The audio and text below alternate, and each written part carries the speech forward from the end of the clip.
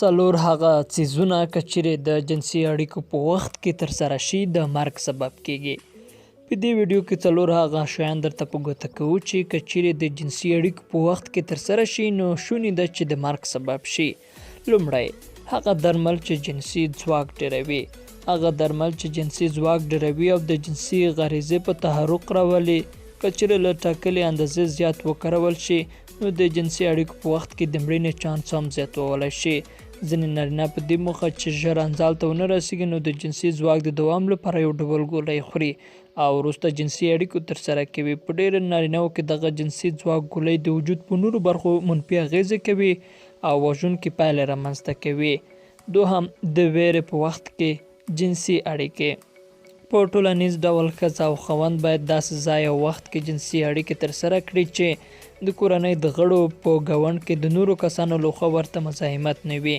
داسې ډېرې پیښې ثبت شوي دي چې ښځه او خاوند د جنسي اړیکو په وخت کې د کورنۍ د غړو لخوا کوم کار ته غوښتل شوي غږ ورته غږ شوی او یا لیدل شوي دي نو د ناڅاپي غږ په سبب یې په مغزو باندې منفي اغیزه شوې ویره یې اخیستې او ورته روا کار د یو ډول نامشروع اړیکو په ډول ښکاره شوی دی چې په راتلونکي کې په فکر او ذهن باندې بد اغیز کړی او مرګونې ستونزې او اندېښنې ورته پیدا شوې دي.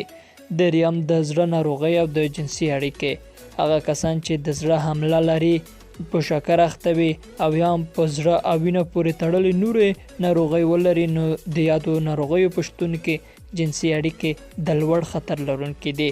څرګنده ده چې د جنسي اړیکو په وخت کې د وجود حرکت ډیر وي او همدا ډول هغه کسان چې د زړه په ناروغۍ اخته وي باید له داسې کړنو ډډه وکړي چې ورسره د زړه ضربان زیاتیږي. ډیر وخت داسې پیښې رامنځته شوي دي چې د زړه ناروغان د جنسي اړیکو د ترسره کولو په وخت کې مړه شوي دي. څلورم غیر روغتیایي جنسي اړیکې. ایډز او ایچ ای وي وژونکې ناروغۍ دي. که چیرې ښځه او یا هم خاوند په یادو ناروغیو اخته وي بیا په نه خوندي ډول سره جنسي اړیکې ترسره کوي نو مرګ په بیه اخلي. کوم کس چې ایډز ولري د جنسي اړیکو په وخت کې د ایچ ای وي وایروس لا غښتلی کیږي او جوړ کس هم پرې اخته کیږي.